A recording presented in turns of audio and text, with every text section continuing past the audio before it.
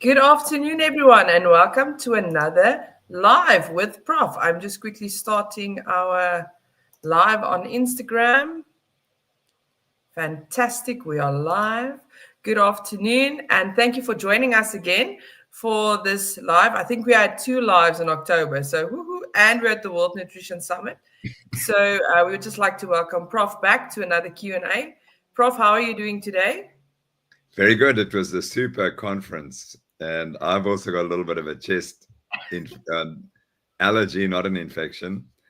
And I think we all struggled a bit after it. We worked so hard on it, but it was a fantastic event. And thank you and your team for putting it on for us. It was just amazing. We had such a fun time. I mean, day 2 we were dancing. I've never seen Prof dance, but we were dancing. We were having a nice time. So for everybody that is tuned in, we have a few questions that we already have, but please pop your questions into our comment sections. We will answer them as we go. Tell us where you're from, where you're tuning in, and then also just join the conversation. So from Nutrition Network side, exciting times.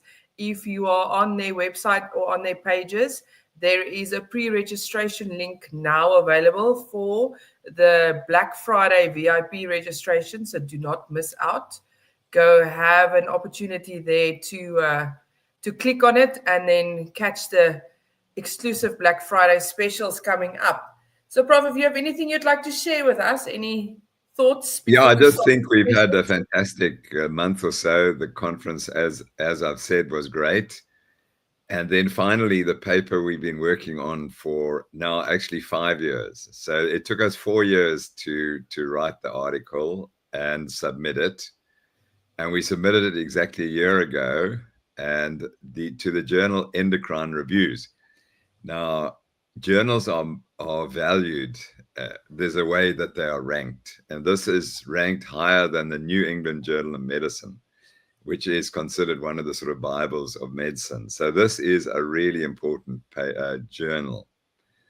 And they've worked with us for a year to reduce the paper from 100 pages, which is what we submitted, to the 50 that they allow. And they've stuck with it because they knew it was a really important paper. And so now we've actually got the page proofs. I haven't got them. In fact, I do have. So just to confirm, to show everyone, we actually do have the page proofs. Nice. Carbohydrate ingestion on exercise, metabolism, and physical performance. And this paper is going to change the practice of sports nutrition. It's a complete paradigm changer.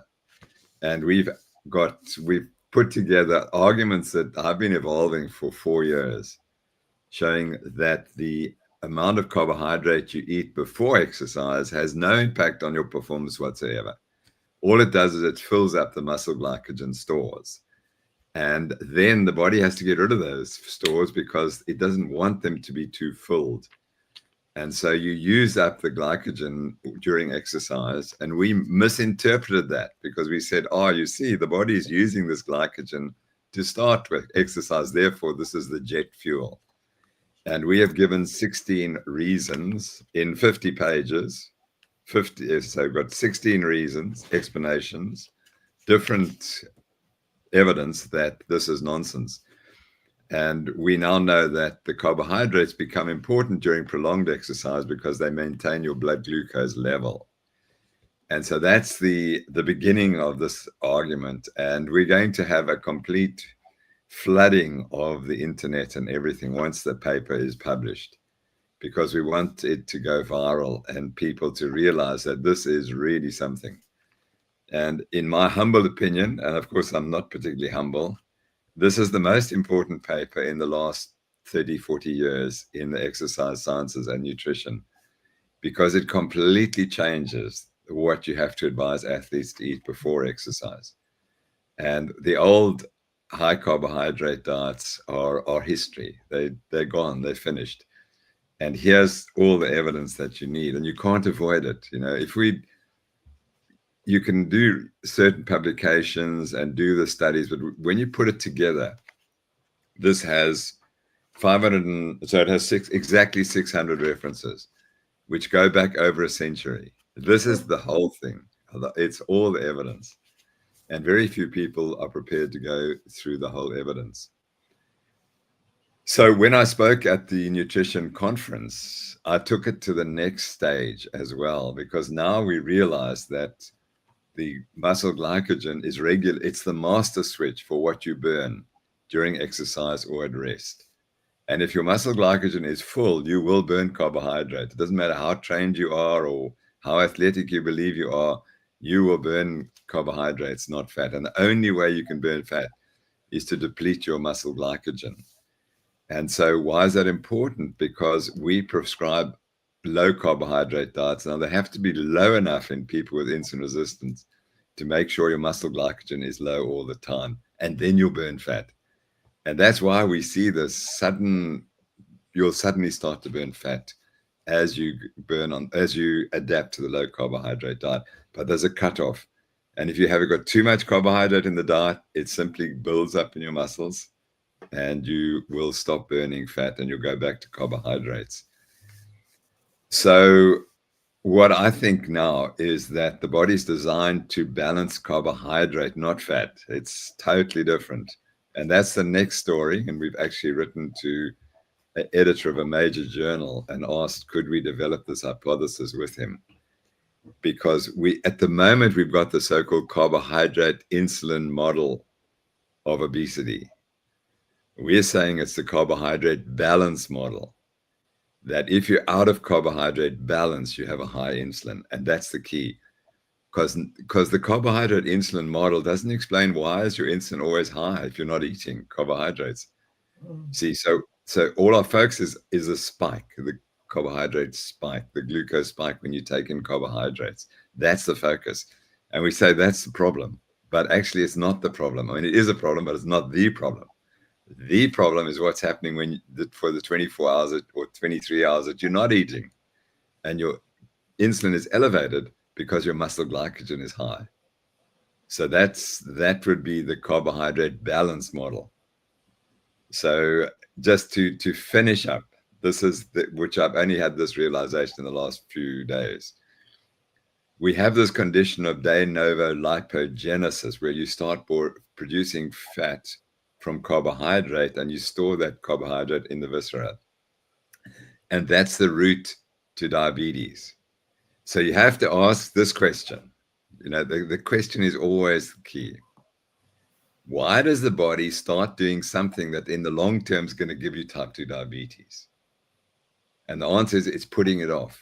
It's an acute response that saves you for a short time, but ultimately it causes a problem. So what the acute effect of this de novo lipogenesis is to keep those spikes lower.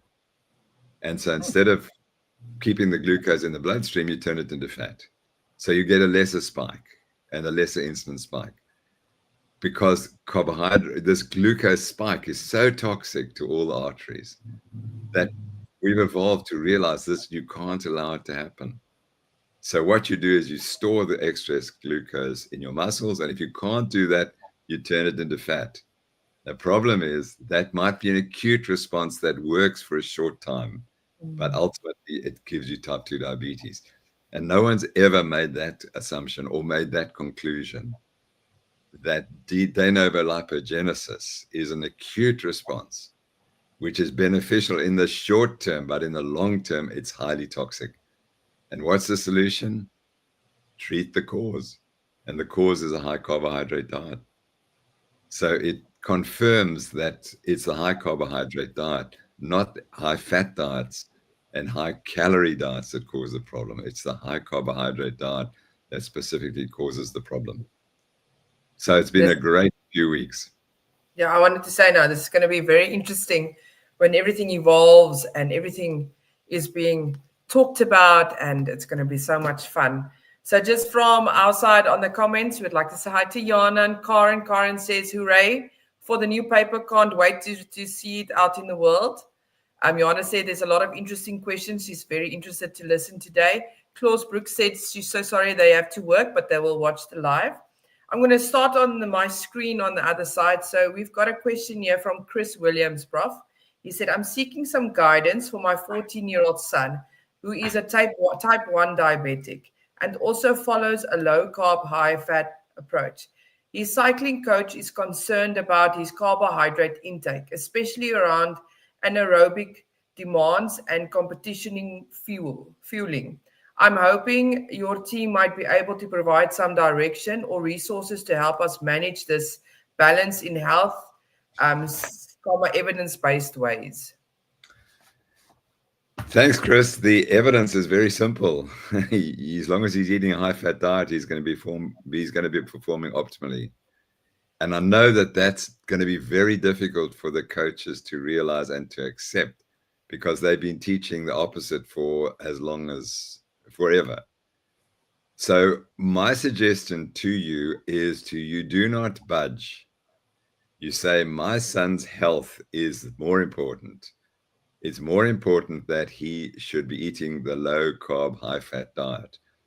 Now let's see what happens to his performance. And what you will find, his performance will be unchanged. It will be completely unchanged. So you need to set up an experiment where you have him eating the high fat diet and see how he performs. And then you could supplement a little bit of carbohydrate and you'll find it makes zero difference. The only time that carbohydrate makes a difference is if you're going to cycle for 3 or 4 or 5 hours.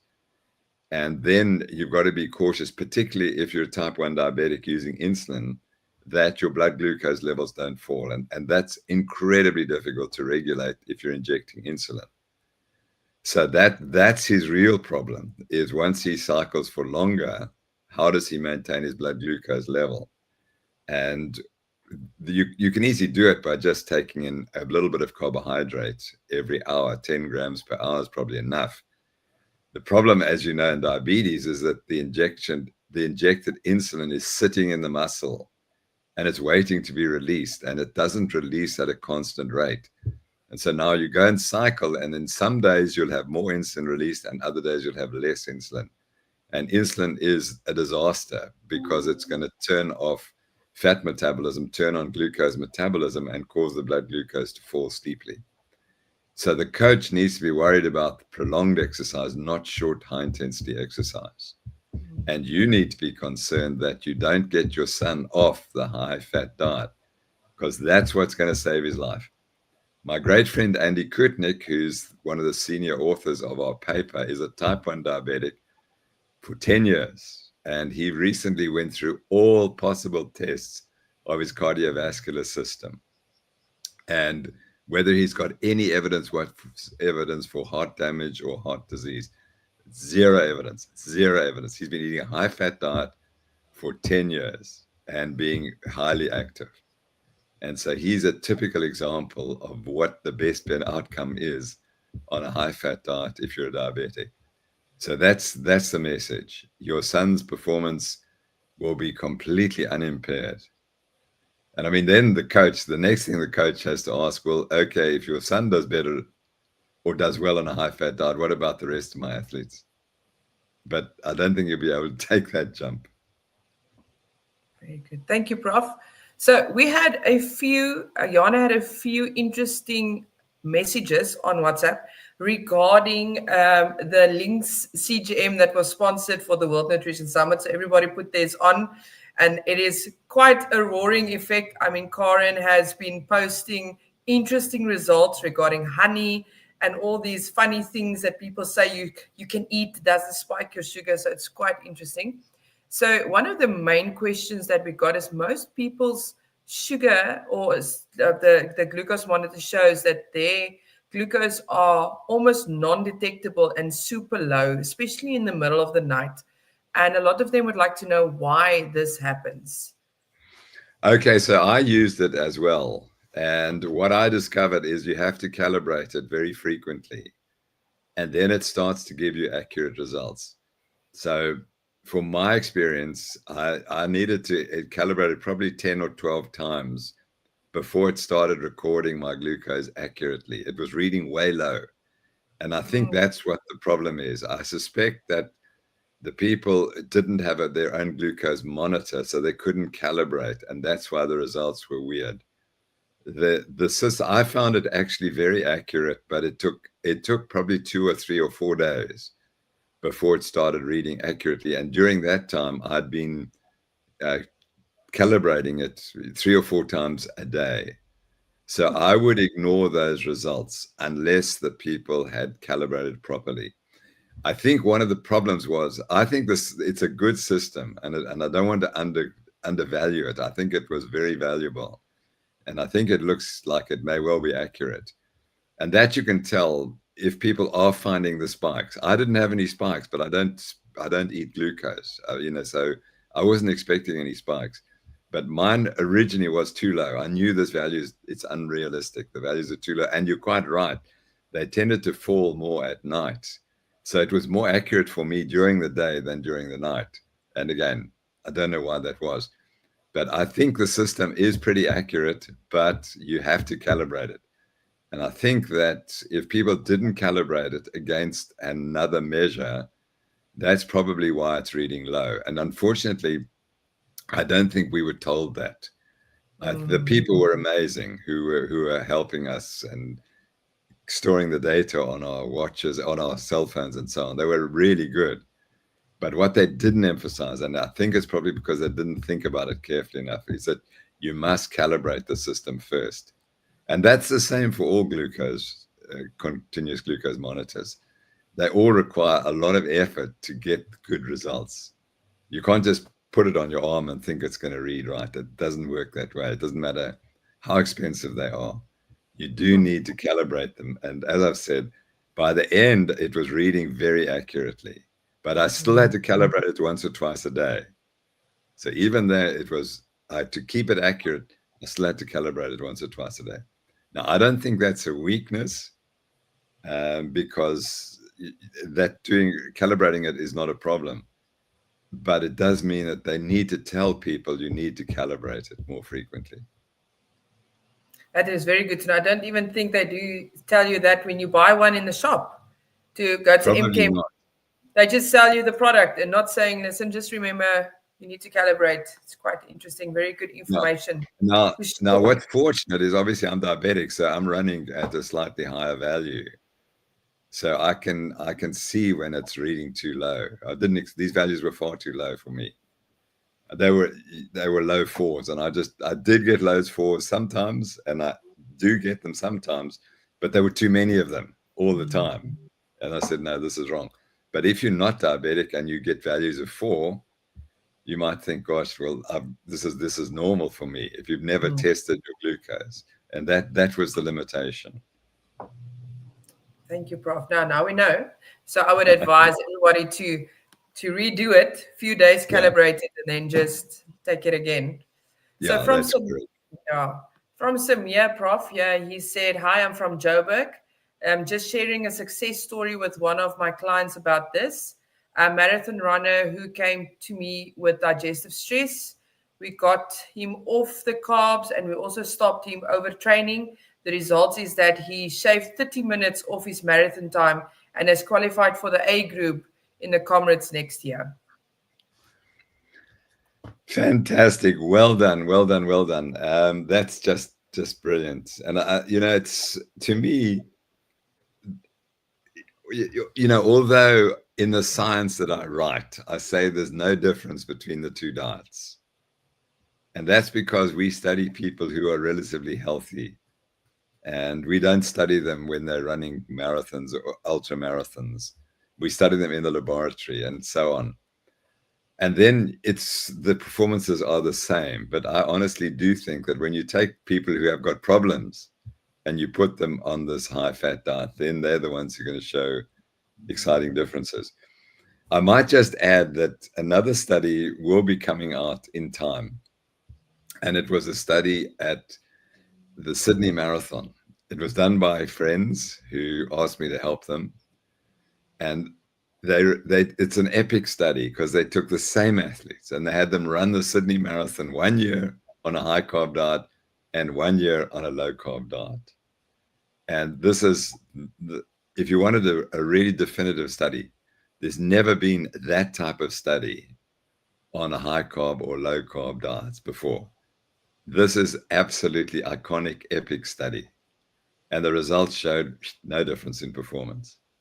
So again, a lot of people say we're claiming that the high-fat diet improves performance. No, on the basis of the evidence, when you take relatively healthy people who don't come to you because they're complaining I'm overweight or I've got gut problems, you take these people who don't have any problem eating a high carb diet.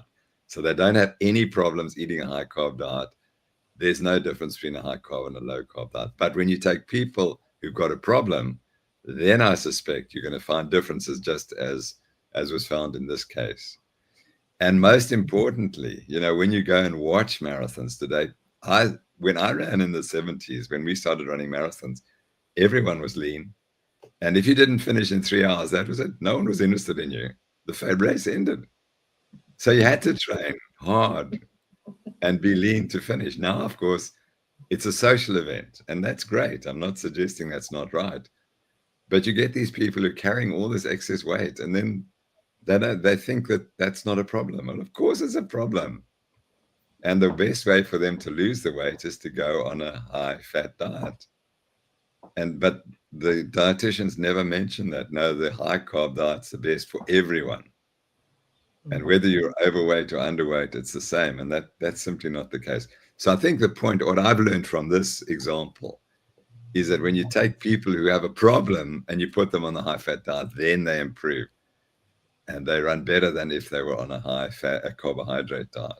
But if you've got people who are quite happy on the high-carb diet, then you don't find that changing to high-fat diet makes much difference or any difference at all.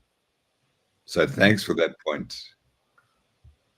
Fantastic. So Jana said, Prof, we should probably read the instructions when it comes to putting stuff in our arms beforehand to make sure that we calibrate them. She also had a question here. Can you just ask Jana, does the story say you must calibrate? I'll ask her. So she's watching. She'll give us feedback now. So Jana also asked, Prof, is it okay for someone that follows a low-carb diet to have these low blood sugars? I've had some hypos before, but haven't had any symptoms.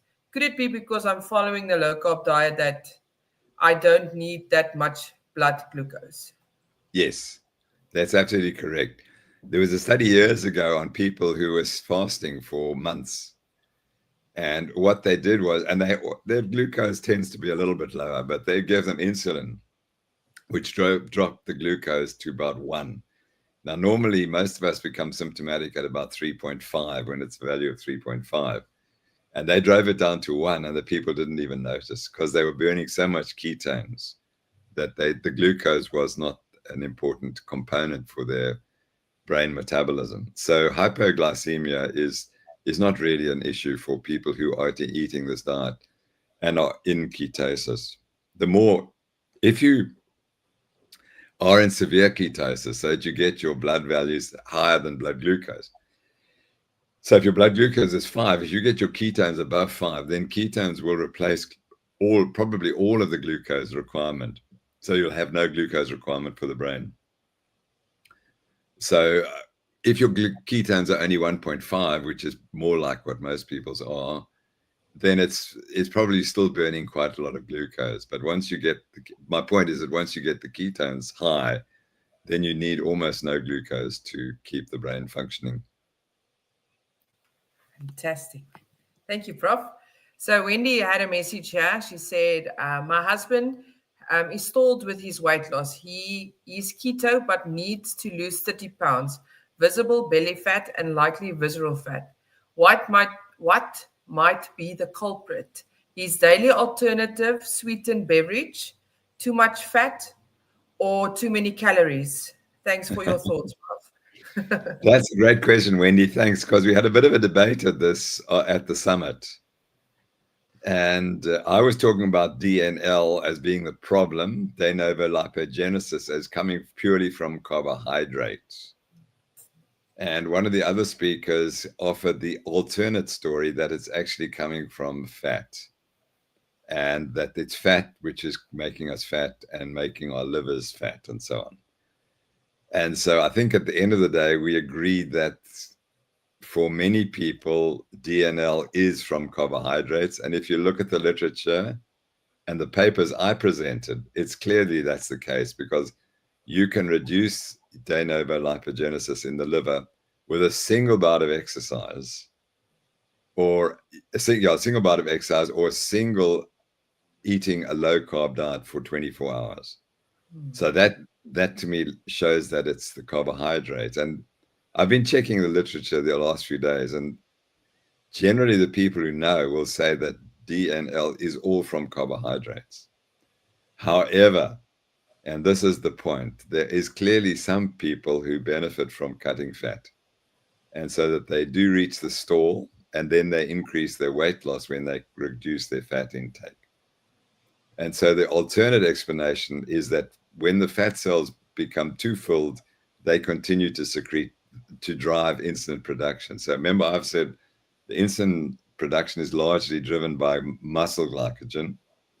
The alternative theory, for which there might be evidence, and I certainly wouldn't discount it, is that as the fat cells get bigger, they also drive the insulin up. And I'm going to be looking at that hypothesis. But what is clear is that some people benefit by increasing protein and increasing fat. And increasing carbohydrates a little and increasing fat intake. Now let me get it right. They benefit by increasing protein intake and reducing fat intake. And some of them can increase their carbohydrate intake a little bit, and they then lose the extra weight. So that observation is real. And in fact, when Real Meal Revolution was first published in 2012, we did a survey of what the outcomes had been, and 10% of the people who wrote back said they'd put on weight on the Banting diet. Now, that may have been because they were eating more fat, or else they may have continued to eat high carbs and high fat, which would be the obvious explanation. So I do not discount the fact that there are people who stick on this diet because it's too much fat in it and you need to reduce the fat intake. And so that's entirely possible. So Wendy, I think your husband needs to consider eating more protein. And that's what I would do, because protein is difficult. It's difficult to get enough protein. And you should experiment with fish and chicken and protein supplements. And there are some yogurts, incidentally, which are a bit more high protein. And try some of those and see what happens. See if there's increased weight loss on those diets. And hopefully that will produce a result. Otherwise, your husband has to cut out all sugar and all sweet taste. All must go. Because all sweet supplements also probably doing something to promote liver fat production. Fantastic. Thank you, Prof. So we've got another nice question in our comments from Claire. Claire said, "Hi, Prof. I am 8 months down the line from stopping Prozac and sulfate. I continue to have withdrawal effects, the worst of which is a weak feeling, almost like a radical drop in blood sugar. I have been doing low carb, high fat for the last 13 years, and I'm away with my life. It's normal for my lifestyle. When I get this weak feeling, the only thing that brings me back into line is to eat something sugar, i.e. couple of dates or even honey. It's weird, ! More recently, I have upped my bread intake as it seems to help. Can you explain?"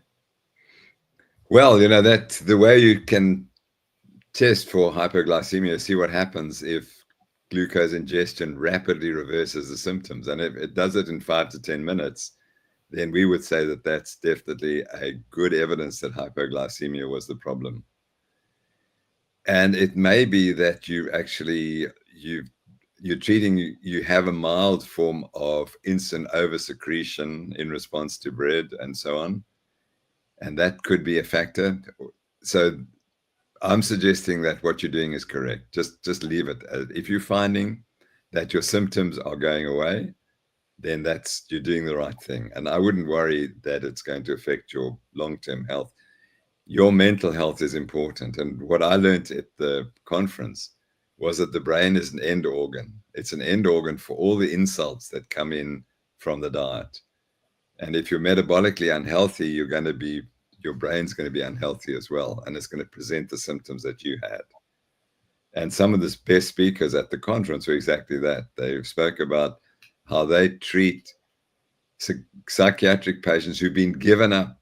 The psychiatric profession has given up on these patients. They are so irreversible. They're terminal with these psychiatric conditions. And they change them to a carnivore diet, and they reverse the symptoms, and the people become normal again. So that was, to me, was one of the high points of the conference.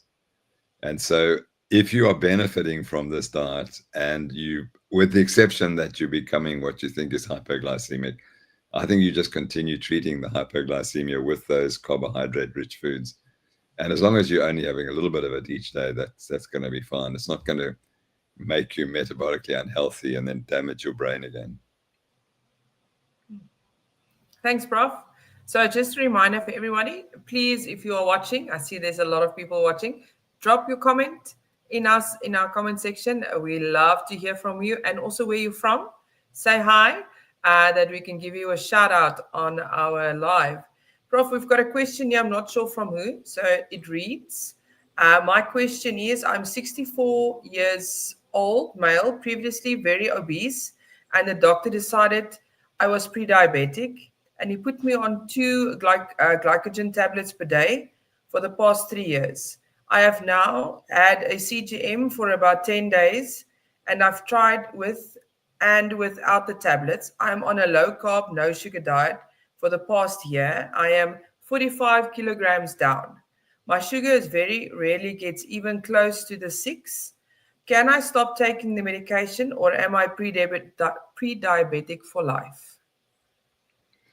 Yeah, that's a very good question. I always think if you've got good control, it's an idea, don't change things. So that you didn't mention, I don't know what medications you're taking. So I'm diabetic, in remission. I continue to take metformin, and I would advise that metformin, and that's certainly something that I would suggest you keep using, and maybe switch to it, because metformin is the safest of all these drugs.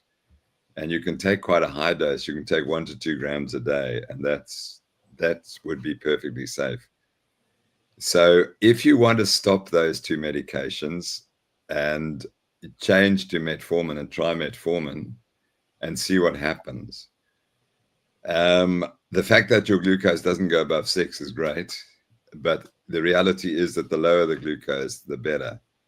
What we have to unfortunately realize that most of the diabetic complications occur in people whose glucose doesn't go above 6, because that's where most of the people are. So even having any sort of elevation of glucose puts you at a slightly increased risk. Obviously, if it's 9 or 10 all day, then you're at very high risk and you're not going to live very long. But even if it's up above the 6s, that's already worse than being below 5.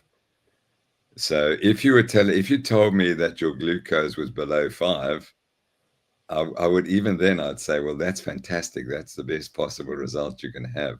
Don't change. So I'd be reluctant to suggest you stop your medication, but I would suggest metformin is probably the best option. And if your control is really good, metformin will be all you need. You won't need the other stuff. And then again, obviously you've got your carbohydrate intake well. So that's my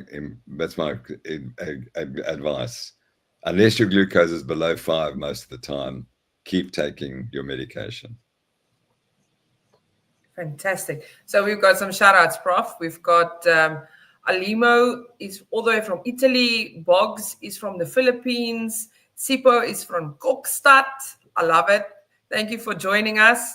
We've got Harry here. Harry said, Harry here, we've been on the diet since the summit. Look how we are changing worlds. lost weight and centimeters, and now suddenly reached a plateau. Is this normal? And he's from Welkom. He's from, sorry? He's from Welkom. Okay, welcome in the Free State. Yes, sir. Right. Just keep going. Maybe your carbohydrate intake has still got to drop a bit. That's the first thing you notice. It takes time to get down to really low carbohydrate intakes. And so I'm sure that if you continue to reduce your carbohydrate intake, you'll continue to have better results. And then you can consider fasting as well, and eating only once or twice a day and fasting for the rest. Those are things that you can still do. But definitely, I'll bet your carbohydrate intake is still above 50 grams a day. And if you can get it below 50 grams a day, you should lose more weight. Fantastic. So we've got an interesting question from Karen, Prof. Karen starts with, don't judge me. So back to the CGMs, Prof. We got a lot of questions from our Eat Better participants about alcohol. So she said, I tried this, don't judge me. And my glucose fell very low despite me eating a high carb meal. I assume my liver was shifting its priorities, but what happened to all the glucose from the carbs? P.S. She said, I eat a low carb diet, but was doing a number one experiment. Yeah, no, glucose turns off, the alcohol turns off glucose production in the liver. So that's the reason. So that's a well-known effect, and that's why alcoholics often become hypoglycemic and develop problems as a consequence. So no, that's a direct effect of alcohol inhibiting glycogen breakdown in the liver. And it can be a complication in alcoholics who don't eat much, that then they're more likely to become hypoglycemic.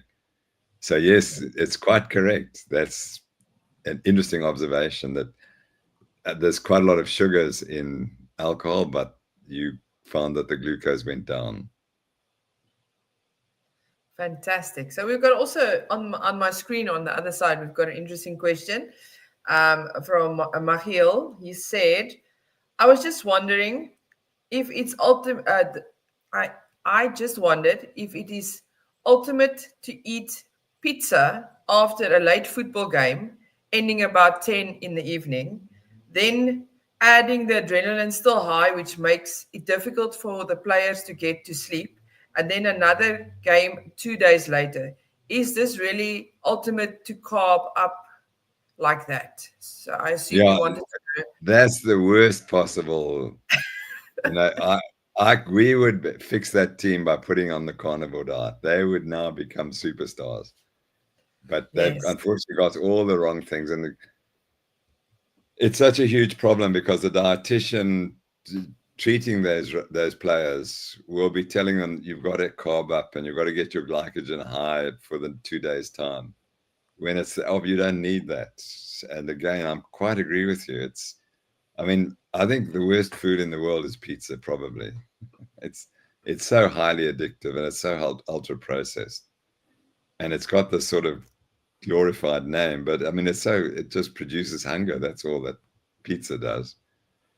So no, I would love to put that team on a carnivore diet for a year or two, and then you'd see that start performing. Fantastic. Yes, but I don't think pizza is even the best carb to have in any case. Exactly. So Jimmy said he can hear, Prof, you've got a little groggling going on. He hopes you feel better soon. Julie says, hello from north of Ireland. And along, I'm successfully keeping weight off with a low carb, high fat. Inflammation seems to increase. With inflammation, that seems to increase. Is dairy the problem? I love eggs, cheese, yogurt. Don't drink glasses of milk. Thanks for useful comments on the alcohol. I recently feel comfy on a very reduced intake to nearly zero. I assume that's the alcohol, Prof. I remember being in Ireland some years ago, and at 10 o'clock in the morning, there were people already in the pubs and coming out of the pubs looking not so great. I think that Ireland has quite a heavy alcohol consumption problem. So yes.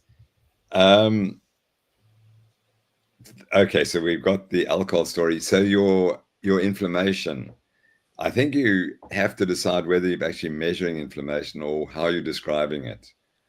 And the answer would be that there are many things that are inflammatory. There are many parts of the diet. And one of the biggest inflammatory causes is actually vegetables.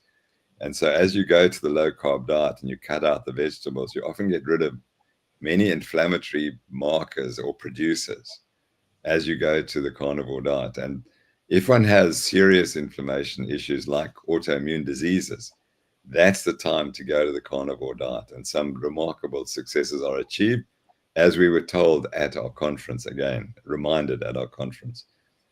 So if you think that dairy is a problem, then you should probably cut it out and see what happens.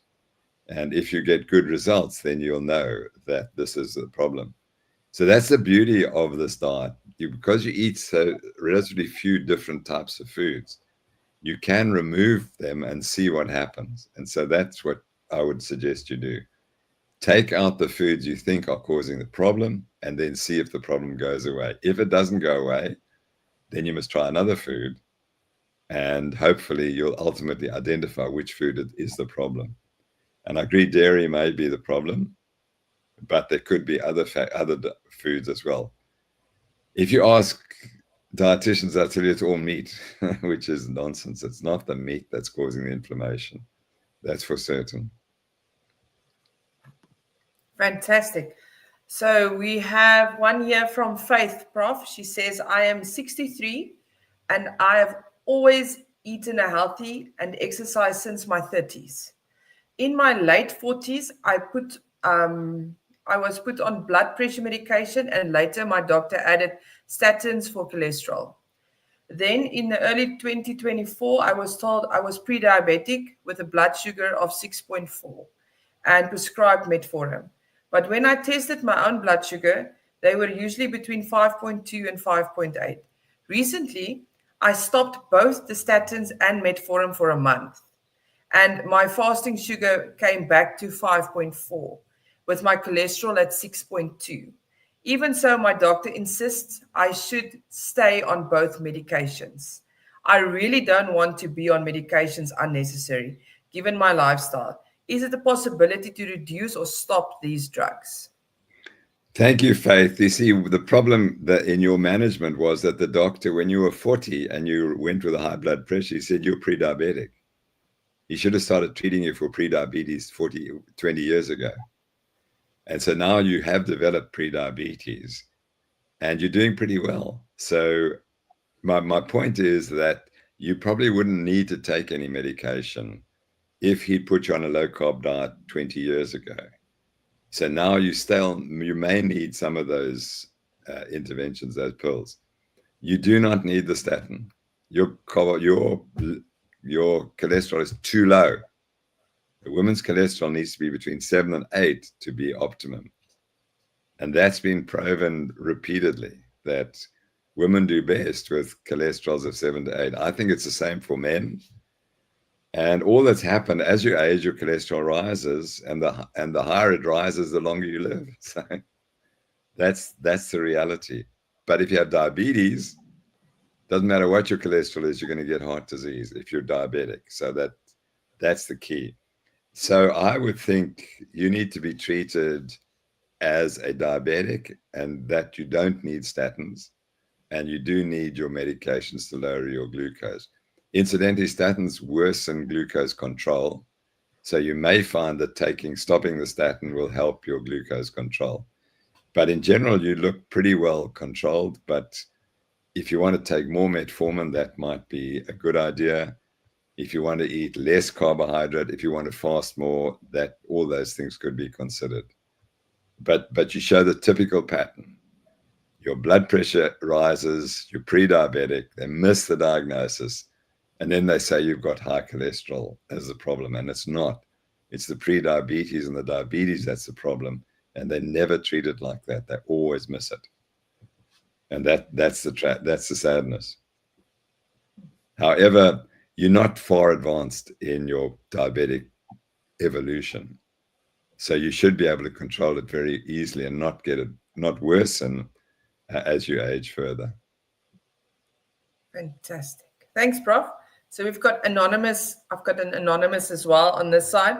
So it says, Prof, I eat carnivore 95% of the time. I gym every single day for 40 minutes, including weight training, 2 rounds of HIIT on the assault bike. Yo. However, weekends I do indulge in the more unhealthy foods for maybe 1 or 2 meals, but generally consider myself sticking quite strictly to my diet and lifestyle. However, my weight over the years have not really shifted. I do suspect I have lipedema, abdominal and disproportionate pull-up of fat, sure, and some other inflammatory conditions, endometriosis, hypermobility, and my fair share of ADHD. Should I just accept that I will always have a body fat of about 30% because it feels I can never get below it? Or will the only way to reduce my body fat be to do more fasting and caloric restrictional eating? Just to say that the HbA1 is normal and the insulin levels is normal and it's almost close to 2. So and no medication. The person is on no medication. Yeah, that's great because your general health is excellent, and so that your obesity is not an issue. It's only for you the way you look. That's what's concerning you. But you've got perfect health. If your values that you describe you have, are they fantastic?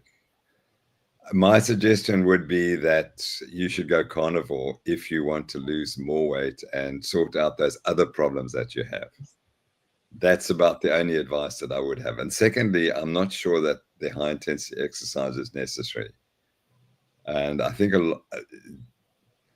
I'm looking at the evidence, and for some people, or doing very high intensity exercise every day is just too much. And you might want to drop that a little bit and be a little more circumspect in your training and your exercise that you're doing. But the most important point is you're healthy. You're extremely healthy.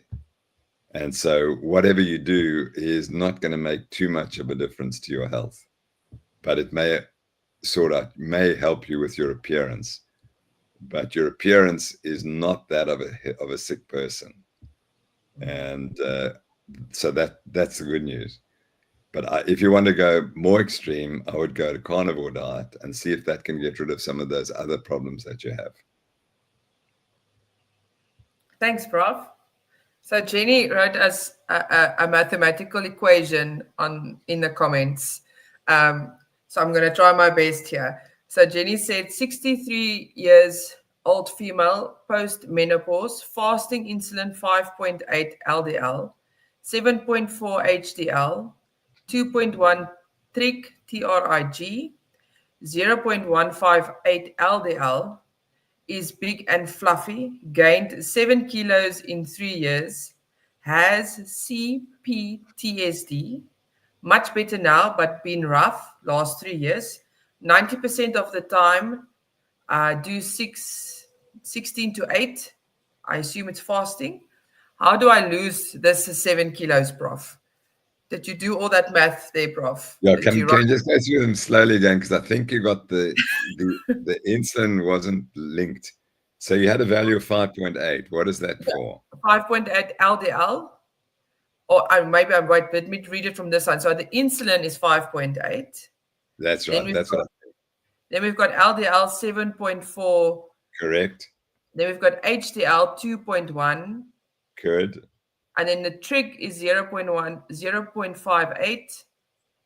And then she said LDL is big and fluffy. Yeah, that's it. Okay, so in those terms, you're fantastic. Your insulin is absolutely correct. It could probably be a bit lower, but 5.8 is perfect. Your LDL of 7.4 is nicely in the range that it should be for a woman to live long. The HDL at 2.1 is fantastic, particularly when you consider your triglycerides at 0.58. We look at that ratio. and your ratio is very, very positive. So in terms of cardiovascular risk, you're at incredibly low risk from cardiovascular disease. And of course, you won't be told that. You'll be told you've got a high cholesterol and you must take a statin. That's nonsense. You're not diabetic. You're not pre-diabetic. And your metabolism is pretty healthy. And that we judge on your triglyceride HDL ratio, which is amazing. Those triglyceride values are exceptional. Most people is 1.5, 2, and that would be the normal. So the normal doctor, he will see the triglycerides at 2 and say, no, that's fine. No, it's not. 0.5 is fantastic. So if you're problem with losing weight, again, it's the same old story that we do have people who can't lose the weight. And then we have to ask, well, is it going to make any difference to your health? I don't think so. You're incredibly healthy. To your mental health, maybe. But if you want to lose weight, we have to consider that maybe reducing your fat intake and increasing protein intake would be helpful. But again, I've said that's quite difficult to do, but it's worth trying.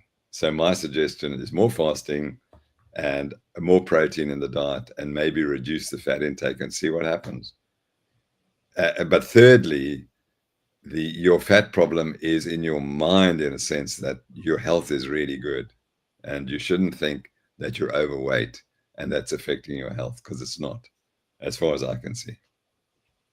Amazing. So we've got Gilbert here from Johannesburg. We've got Team here from New Zealand. So this is a very interesting question. So Team goes, I am new to all this and I don't know where to start. I'm 51 and obese. What book or support do you suggest? I'm in New Zealand. Well, thanks very much, and lovely to hear from you. What time is it in New Zealand? So you're very courageous to be still up at this late night, or maybe it's already morning. I'm trying to think, is it 2 o'clock in the morning there in New Zealand? I remember flying to New Zealand and being really whacked because it was such a time shift. I must tell you, my favorite story about visiting New Zealand was I spoke at the Sports Medicine Conference, and I was given a New Zealand rugby jersey. And they said, well, you have to wear this New Zealand jersey when you go back to Sydney, you see. So I said, that's no problem for me. So I wore the New Zealand rugby jersey on the way to Sydney. And then when we arrived at Sydney, there was a tall man behind me, and he said, how can you wear that terrible shirt, you see? So I said, I'm not going to wear that horrible yellow thing of Australia. So it turns out he was the organizer of the Sydney Olympic Games for Australia. So he looked the other way. He was so angry. But anyway, so we have great connection to the New Zealanders, because of all the people that I most relate to are the West Indians and the New Zealanders in the whole world. They are more like us, and it's because of the British colonial that I went through. Sorry, Maritza, that might not be what you went through. But as a British colonial, we went through a very similar education. I mean, there's a famous book written by one of the very famous Jamaican politicians. It's called Beyond a Boundary, and it explains exactly his life going to a public school in Jamaica. And it was exactly what I experienced here in Cape Town 50 years later. He described exactly what I had been through. So that's how I had this connection to the West Indians. And I think, and the New Zealanders are pretty much the same. So it's lovely to chat to a New Zealander. Yes, Tim said it's 1 a.m. She said it's 1 a.m. 1 a.m. Yeah, 1 a.m. It would be. Yeah. So you deserve a long answer for staying awake so late. There we go. So we're going to change your life. How do we do it? Well, I must tell you that, there's another New Zealand story. So this will lead up to that one. So one of the ladies I trained was Karen Zinn, and she was a dietitian in Cape Town at the University of Cape Town. And I gave her these lectures on high carb diets are very healthy, and to be an athlete, you've got to eat this diet, etc. So she went to New Zealand and she started working at Auckland, the Institute, Auckland University of Technology. And it turns out that unit is one of the best in the world. It's got 4 or 5 of the very best nutrition scientists in the world. And Karen is now a professor there. So one day, about 5 years ago, her professor came over to her and said, I'm hearing about this terrible thing called a high-fat diet. I mean, obviously it's a disaster. Karen, what do you think? And she said, of course it's a disaster. I mean, Noakes told me it's a disaster, and everyone else told me it's a disaster. So then he said, yeah, but they seem to have changed their minds. Maybe we should look into it. So she went away for a month, and she came back, and her professor is Grant Schofield. And she said, Professor, I think we got it all wrong. That we got to change the diet to a low-carb diet. And she started researching it and teaching it. And now she's the editor of a journal called the Journal of Metabolic Health, which obviously promotes the low-carb diet. So, and then they started researching it, and they became very well known, and they started working with the New Zealand rugby team. And 2 of the most famous props forwards in the New Zealand team went on the low-carb diet. And they didn't quite change the New Zealand rugby team, the All Blacks, to a complete carnivore diet, but they got rid of all the sugar in the diet. And so they were managed to change the diet. And there's 1 or 2 other workers in the Auckland University of Technology who have pioneered low-carb diets for other sports. So the Auckland University of Technology is the home of the low-carb diet in New Zealand. And Karen Zinn and Grant Schofield are 2 of the leaders there. And they wrote a book called What the Fat? I think that was the title. And that will give you excellent information on how to start your journey. And I'm sure on their websites, they'll have other material for you. And if you live in Auckland, it's worthwhile contacting Karen and say, I referred you to her for treatment, or to Grant, or Daniel Plews. Daniel is a 40-plus-year-old triathlete who holds the record for the fastest Ironman performance of his age. And he eats almost 0 carbs. So that's how that group of young people have really advanced the story of low carbs in New Zealand. So they would be the best. You're with the very best at Auckland. And so that's who I'd suggest. I mean, we wrote a book, The Real Meal Revolution, and that's what started the low-carb diet in South Africa. And it's still a very good book, even though it's 12 years old. That gives you fantastic recipes. But so does Grant's books and Karen's books. So that's where I would suggest. Start at home. Start with your people in New Zealand. And you'll see that there's real quality there, and they'll help you. Fantastic. So Randy says he's in St. Louis, Missouri, and it is 7 o'clock. I'm not sure AM or PM, but it is amazing the amount of people and time zones that are tuned in to hear Prof talk. Prof, we have done an hour. Can you imagine? We have done an hour. Any final thoughts on your side? I'd just like to say to what was his name, the guy from St. Louis? St. Louis is Randy. Oh, Randy. Welcome, Randy, and thanks for those comments. One of my great the person who worked with us came from St. Louis, University of Washington, I think it is. And there's another great scientist there who, and I'm just going to get the name in a second or two, who was the first person to study muscle adaptations to training. And his name was Dr. John Halosi. So St. Louis has contributed greatly to sports science through these people. And lovely to hear from you again. So good luck in the future, and thanks for phoning in. And the other thing in St. Louis I remember is the arch, which was, I think it's the Freedom Arch, because that was the dividing line between the East and West of the United States. And I seem to think it was built by a Finnish person. And so that's what I remember about St. Louis, Missouri. Amazing. Wow. Thank you, Prof. I just want to remind everyone that's watching, please go on Nutrition Network's websites and their platforms and just check your pre-registration for a VIP experience for the Black Friday. Randy just said here, Prof, a gateway to the West. It's called. Quite That's interesting. And so, Prof, we conclude our 1 hour session. Any thoughts, anything you want to leave our viewers with before we say goodbye? Well, just thanks, Afghan. It's lovely. I can't tell you how much I enjoy these things. And I just want to thank you all for being present and for asking these interesting questions. And I hope that the advice you get will change your lives. That's why we have it. It's just to give you the information that you need, that you've been starved of.